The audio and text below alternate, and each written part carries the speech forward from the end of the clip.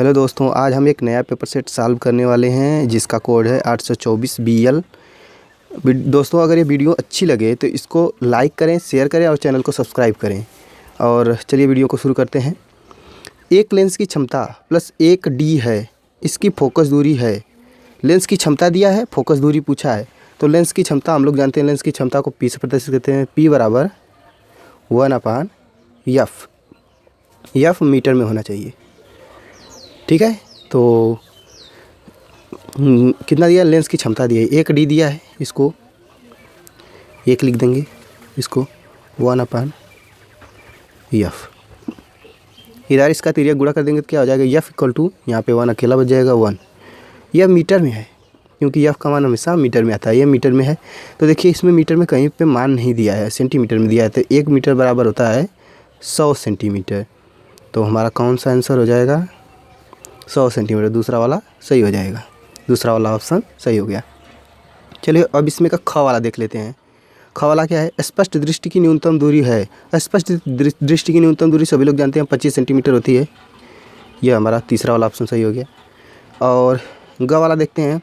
लघु पथन के समय परिपथ में विद्युत धारा का मान शून्य होता है, बहुत अधिक बढ़ जाता है, परिवर्तन नहीं होता है, निरंतर परिवर्तित होता रहता है। तो जब देखिए लघु पथन का मतलब होता है, जब घर में नहीं कहते हैं 60 हो गया, 60 हो गया, तार 60 हो गया, तो वही होता है लघु पथन। तो जब भी तार 60 होता है, शॉर्ट सर्किट होता है, तो उसमें क्या होता है, धारा का मान बहुत ज़्यादा बढ़ जाता है। तभी ना जो है तार पिघलने लगते हैं। धारा का मान कम हो जाएगा तो तार नहीं पिघलेंगे, परिवर्तन नहीं होगा तब भी तार नहीं पिघलेंगे, निरंतर परिवर्तित होगा तो उससे भी कुछ जो है। निरंतर परिवर्तन का मतलब होता है प्लस माइनस में जो होती है धारा, प्रत्यावर्ती धारा, वो निरंतर परिवर्तित होती रहती है, तो उसमें भी तार नहीं पिघलता है। तो जब बहुत अधिक धारा का मान बढ़ जाएगा तभी तार पिघलता है। तो हमारा दूसरा वाला ऑप्शन सही हो जाएगा, इसका ग का दूसरा वाला ऑप्शन। चलिए अब घ वाला देखते हैं।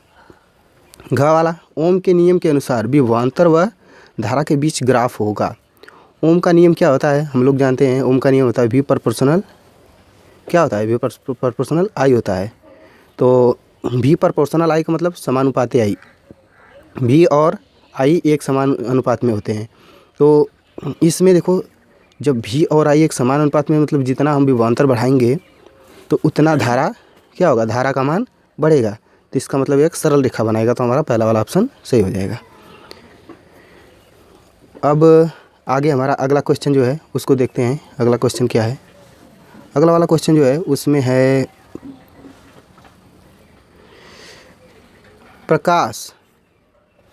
प्रकाश वायु से 1.5 अपर्तनांक की कांच की प्लेट में प्रवेश करता है। कांच में प्रकाश की चाल क्या है, निर्वात में प्रकाश की चाल दिया है। हम लोग जानते हैं एक होता है n इक्वल टू, ये कैपिटल N नहीं होता है, स्मॉल n ही मान लो, n equal to C/V। Formula एक होता है। इसमें जो है C बराबर होता है प्रकाश की चाल की निर्वात या वायु में चाल, निर्वात या वायु में चाल वो दिया है। और V होता है माध्यम में चाल, में प्रकाश की चाल, यह भी दिया है, यह नहीं दिया है। और n का मान दिया है, n बराबर दे दिया है 1.5। तो हम लोग जानते हैं 1.5 बराबर ये दिया है 3 × 10⁸ बटे V का मान हमको निकालना है। माध्यम में प्रकाश की चाल निकालना है ना, कि जब कांच की प्लेट में, मतलब माध्यम में, किसी माध्यम में घुसता है तब वहाँ पे प्रकाश की चाल पूछा है। तो V का मान क्या हो जाएगा, 3/1.5 × 10⁸, या फिर 1.5 से भाग मारेंगे तो 2 × 10⁸ हो जाएगा मीटर प्रति सेकेंड। कांच में प्रकाश की चाल यही हो जाएगी। ऐसा जो है हर सेट में हमको जो क्वेश्चन देखने को मिल रहा है। ये क्वेश्चन याद कर लो, सबसे अच्छा यही तरीका है। जिसको ना समझ में आए वो इसको याद कर ले, क्योंकि ऐसा जो है हर सेट में मिल रहा है क्वेश्चन। हो सकता है कि यही हूबहू क्वेश्चन आ जाए। हमारा अगला क्वेश्चन इसमें दूसरा का ग वाला है। किसी विद्युत बल्ब के तंतु में 0.5 एम्पीयर की धारा 10 मिनट तक प्रवाहित होती है। तो परिपथ में प्रवाहित विद्युत आवेश की गणना कीजिए। तो बोला है, यहाँ पे दे दिया है, क्या दिया है यहाँ पे, तंतु में विद्युत धारा का मान दे दिया है, I हमको दे दिया है, I दे दिया है 0.5 एम्पीयर। और क्या दिया है 10 मिनट तक, टी बराबर 10 मिनट, मिनट को कभी नहीं होता है, मिनट कभी नहीं होता है, इसको सेकंड में बदल लेंगे, 10 × 60 बराबर 600 सेकेंड, 600 सेकेंड। और यहाँ पे क्या पूछा है, प्रवाहित होती है तो परिपथ में आवेश का मान, Q का मान पूछा है, Q का मान क्वेश्चन मार्क। हम लोग एक फार्मूला जानते हैं, विद्युत जब शुरू होता है तभी एक जो है फार्मूला मिलता है, I बराबर Q/T। तो क्या हो जाएगा यहाँ पे I का मान यहाँ पे हमारा दिया है 0.5, Q का मान हमको निकालना है, T का मान 600 है। अब इसको जो है तिर्यक गुणा कर देंगे इसमें, तो 0.5 × 600 बराबर Q का मान आ गया। Q बराबर क्या आ जाएगा, Q का मान आ जाएगा, इसका गुणा करेंगे तो 300 आ जाएगा हमारा, 300 कूलाम, 300 कूलाम। हमारा तीसरा का क वाला है, किसी अवतल लेंस की फोकस दूरी 15 सेंटीमीटर है, वस्तु को लेंस से कितनी दूरी पर रखें कि उसका प्रतिबिंब लेंस से 10 सेंटीमीटर की दूरी पर बने, लेंस द्वारा उत्पन्न आवर्धन भी ज्ञात करना है। तो इसको हम हल करते हैं। इसमें दे दिया है किसी अवतल लेंस दिया है, तो अवतल लेंस इस प्रकार का होता है। पहले देखो, जब तक दिमाग में इमेज नहीं बनेगा तब तक फोकस दूरी नहीं निकाल सकते। कभी भी जो है पहले प्रकाश इधर से ही डाला जाता है, तो अवतल लेंस में जब प्रकाश इधर से डाला जाएगा तो कभी भी जो है इसका इधर नहीं बनेगा फोकस, द्वितीय फोकस। जब भी पहली बार कहीं से भी प्रकाश डाला जाएगा, इधर से हमेशा डाला जाता है, तो पहली बार जो फोकस बनता है, फोकस बिंदु जो होता है, वहाँ से जो है इसके ऑप्टिकल सेंटर के बीच की दूरी को फोकस दूरी कहते हैं। तो यह जो है अवतल लेंस के लिए पहली बार इधर बनता है, उत्तल लेंस के लिए पहली बार इधर बनता है। तो दोनों के लिए साइड चेंज होती है। तो ये देखो, ये कौन सी साइड है, बायां साइड है, यह बायां साइड है अवतल लेंस के लिए, उत्तल लेंस के लिए दायां साइड है। तो ये देखो, बायां साइड में कोई भी दूरी हमेशा माइनस होती है, तो इसीलिए अवतल लेंस की फोकस दूरी माइनस होगी। जब तक इमेज दिमाग में नहीं रहेगा और कैसे कैसे प्रतिबिंब बनता है दिमाग में नहीं रहेगा, तो कभी भी सवाल सॉल्व नहीं कर पाओगे। तो यहाँ से हमको जो है इसकी फोकस दूरी तो पता चल गई, इसकी फोकस दूरी दिया है 15, तो F बराबर हम लोग लिख लेंगे -15 सेंटीमीटर, क्योंकि यह बाएं साइड है तो इसलिए माइनस में है। अभी तो मैंने बताया इसको। अब वस्तु की लेंस से कितनी दूरी पर रखें, मतलब U का मान बोला है कि कहाँ पर रखें। जब वस्तु कहाँ पर रखने की बात कर रहा है, इसका मतलब U का मान नहीं पता है, क्वेश्चन मार्क। कि प्रतिबिंब कितनी दूरी पर बन रहा है, प्रतिबिंब की दूरी को V से प्रदर्शित करते हैं, तो 10 सेंटीमीटर की दूरी पर बन रहा है, तो ये हमको मिल गया। अब हम लोग फार्मूला एक जानते हैं, 1/F = 1/V - 1/U। तो इस फार्मूले पे हम रख देंगे, तो रखेंगे इसको इस फार्मूले पे 1/F -15 1/V। V का मान हमको दिया है, V का मान दिया है 10 सेंटीमीटर। अब ये 10 सेंटीमीटर प्लस में रखा जाएगा कि माइनस में रखा जाएगा, इसको बताइए। तो जो है कभी भी अवतल लेंस जो होता है इसका प्रतिबिंब किधर बनता है, इसका प्रतिबिंब हमेशा किधर बनता है, बताइए आप इसको जो है ज़रा सोच के बताइए किधर बनता है। इसके बाद यहाँ पे जो है, यहाँ पे क्या रखेंगे तब हम, इसके बाद यहाँ पे रख देंगे हम जो है V का मान है, तो यहाँ पे -10 रख देंगे और -U यह रहेगा 1/U। इसको इधर ला देंगे, ये क्या हो जाएगा 1/-15, और यह आ जाएगा तो इधर 1/+15 हो जाएगा, 1/+10 हो जाएगा, ये इधर हो जाएगा -U। और यहाँ पे क्या हो जाएगा, यहाँ पे हो जाएगा, देखो इसका एलसीएम क्या हो जाएगा, एलसीएम हो जाएगा 30, ये 15 दूना 30 -2 हो गया, ये +1 हो गया, ठीक है, बराबर -1/U। अब देखो ये हो जाएगा -1/30 बराबर -1/U, 1/30 बराबर -1/U हो गया। अगर इधर ये जो है यहाँ पे माइनस से माइनस कट जाएगा, 1/30 बराबर 1/U। अब यहाँ से U का मान हम जो है, U बराबर क्या हो जाएगा 30 सेंटीमीटर, U बराबर 30 सेंटीमीटर हमारा क्लियर हो गया। 30 सेंटीमीटर, ये कितनी दूरी पर रखा जाएगा वस्तु, 30 सेंटीमीटर की दूरी पर रखा जाएगा। तो हमको क्या अब निकालना है, लेंस द्वारा उत्पन्न आवर्धन भी ज्ञात करना है। कितनी दूरी पर रखने, दूरी पर तो रख लिए हम लोग 30 सेंटीमीटर, तो यहाँ पे 30 सेंटीमीटर हो गया। अब हम जो है आवर्धन निकालना है, तो हम लोग आवर्धन का फार्मूला जानते हैं, M बराबर V/U होता है। अब हम लोग जानते हैं M बराबर V/U, यही जो है अगर दर्पण होता है, दर्पण के लिए -V/U हो जाता है, तो M बराबर V/U हो गया। तो V का मान हमको पता है, V का मान कितना है, V का मान यहाँ पे दिया है 10 सेमी और U का मान दिया है 30 सेमी, एक कट गया, 1/3 गुना, 1/3 गुना बनेगा किसका, प्रतिबिंब जो है वस्तु का 1/3 गुना बनेगा। और प्लस में है तो इसका मतलब सीधा बनेगा। यही आंसर है हमारा। एक ए आंसर है, एक ए आंसर है, दो आंसर हमारे मिल गए। अब अगला हमारा क्वेश्चन है, किसी लंबाई यल तथा ए अनुप्रस्थ परिच्छेद द्वारा तार है, द्वारा नहीं है, का प्रतिरोध 4 ओम है। इसी पदार्थ के किसी अन्य तार का प्रतिरोध क्या होगा जिसकी लंबाई L/2, अनुप्रस्थ परिच्छेद का क्षेत्रफल 2a है। तो देखो ये बताया है इसमें जो है।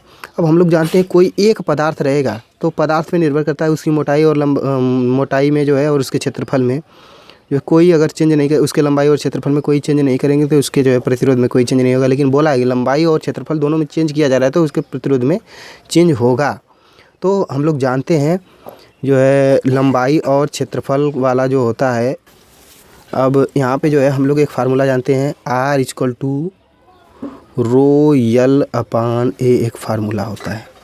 तो ये हमारा जो है यहाँ पे दिया है, इस क्षेत्रफल पर तार का प्रतिरोध कितना है, 4 ओम दिया है। तो इस पे जो है 4 ओम दे दिया है तार का प्रतिरोध। तो यहाँ पे हम लिख देंगे 4 ओम, 4 ओम को केवल 4 लिख देंगे। ρL/A बराबर कितना हो गया, 4। ये हमारा समीकरण 1 हो गया। अब बोला है कि जिसकी लंबाई L/2 तथा अनुप्रस्थ परिच्छेद का क्षेत्रफल 2a है, तो उसमें जो है प्रतिरोध हमको ज्ञात करना है। तो हम लोग जो है ये हमारा R1 था, मान लो R2 के लिए लिखेंगे R2 बराबर, अब बोला है कि लंबाई को जो है रो तो रो ही है, लंबाई को L/2 कर दिया गया है और क्षेत्रफल को 2a कर दिया गया है। ठीक है, इसके लिए जो है हमारा यह निकालना है। तो हम लोग इसको निकालेंगे, R2 बराबर R2a है, R2 बराबर ρL/2। देखो ये जो है हम लोग इसके बटे 1 कर लेंगे तो पहला गुणे चौथा, दूसरा गुणे तीसरा करके निकाल सकते हैं। तो ये हो जाएगा, 1 ऊपर चला जाएगा तो L/, ये 2 2 4a हो जाएगा। ठीक है, तो R2 बराबर क्या हो जाएगा, 1/4 यहाँ से कॉमन कर लेंगे तो ये क्या हो जाएगा, ρL/A। अब हमको ρL/A का जो है मान हमको पहले मिल चुका है। तो अब यहाँ से क्या हो जाएगा, R2 बराबर 1/4, ρL/A का मान कितना है, ρL/A का मान कितना है, रहने देते हैं इस बार, L/A। समीकरण 1 से R2 बराबर क्या हो जाएगा, 1/4, ρL/A का मान 4 है, 4 से 4 कट गया, R2 बराबर 1 ओम आ गया। इसका मान कितना हो जाएगा, 1 ओम। ये हमारा आंसर हो जाएगा। अब इसमें अगला क्वेश्चन हमारा जो है, अगला क्वेश्चन देखते हैं क्या है।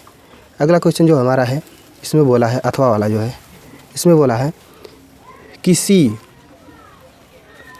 4 ओम प्रतिरोधक से प्रति सेकंड 400 जूल ऊष्मा उत्पन्न हो रही है। प्रतिरोधक के सिरों पर विभवांतर तथा धारा ज्ञात कीजिए। तो 4 प्रतिरोधक दे दिया है, प्रतिरोधक R बराबर दिया है 4 ओम, और 400 जूल में दिया है तो W बराबर 400 जूल लिख लेंगे, 400 जूल। और क्या पूछा है, उत्पन्न ऊष्मा हो रही है तो प्रतिरोधक के सिरों पर विभवांतर V का मान क्वेश्चन मार्क दिया है। हम लोग जानते हैं W बराबर क्या होता है, V² T/R एक होता है, V² R/R × T या लिख सकते हैं, या फिर V² T/R। तो हम लोग जानते हैं W का मान यहाँ पे क्या दिया है, 400 जूल दिया है, और V का मान हमको पूछा है V², इसको रहने देते हैं। और T का मान प्रति सेकंड, देखिए T का मान भी दिया है यहाँ पे, प्रति सेकंड का मतलब 1 सेकंड, प्रति सेकंड बोला है तो 1 सेकंड यहाँ पे लिख लिया जाएगा, तो 1 हो जाएगा। और R का मान हमको दिया है 4, तो यहाँ से इधर चला जाएगा तो क्या हो जाएगा, 400 × 4 बराबर V²।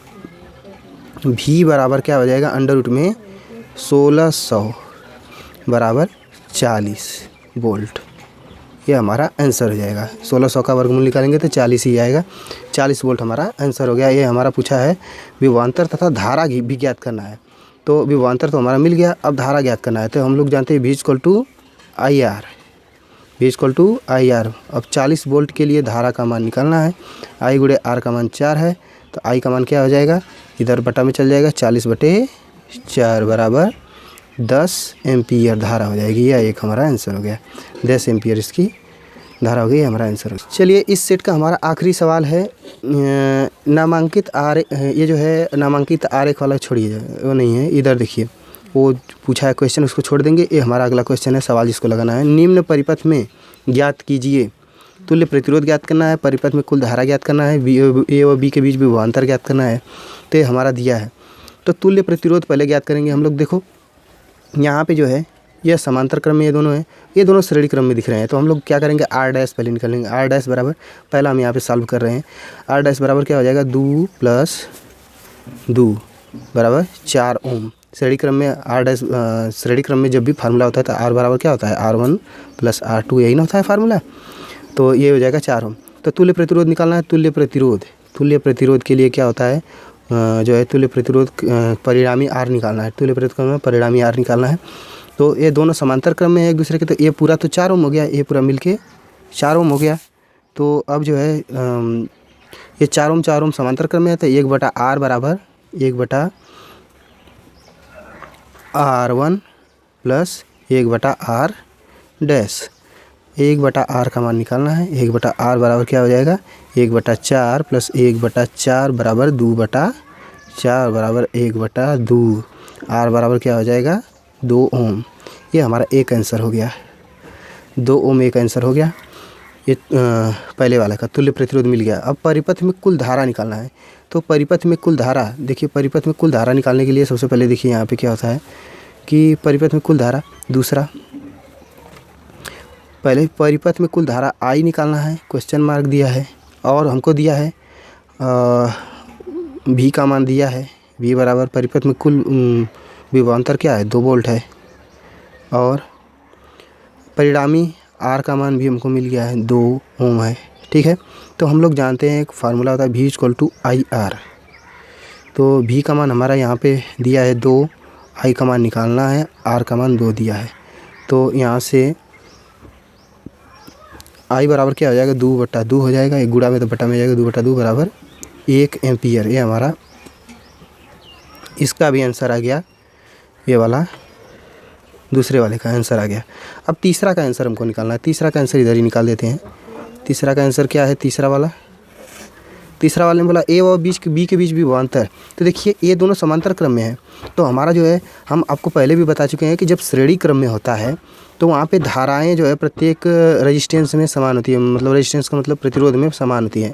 लेकिन जब समांतर क्रम में होते हैं तो प्रत्येक में विभवांतर समान होता है। तो समांतर क्रम में है तो प्रत्येक में विभवांतर क्या हो जाएगा, समान हो जाएगा। विभवांतर का, हाँ ये देखो ये 4 में या इसमें भी 4 में, तो मतलब इसमें विभवांतर कितना जा रहा है, 2-2 वोल्ट दोनों में जाएगा। तो यहाँ पे जो है समांतर क्रम में है, इसलिए क्या हो जाएगा, समांतर क्रम में है इसलिए विभवांतर क्रम जो है विभवांतर में यहाँ पे जो है ए व बी के बीच विभवांतर, ए व बी के बीच विभवांतर कितना हो जाएगा, ए व बी के बीच विभवांतर हमारा हो जाएगा 2 वोल्ट। ठीक है, ये हमारा तीसरे का आंसर हो गया। धन्यवाद।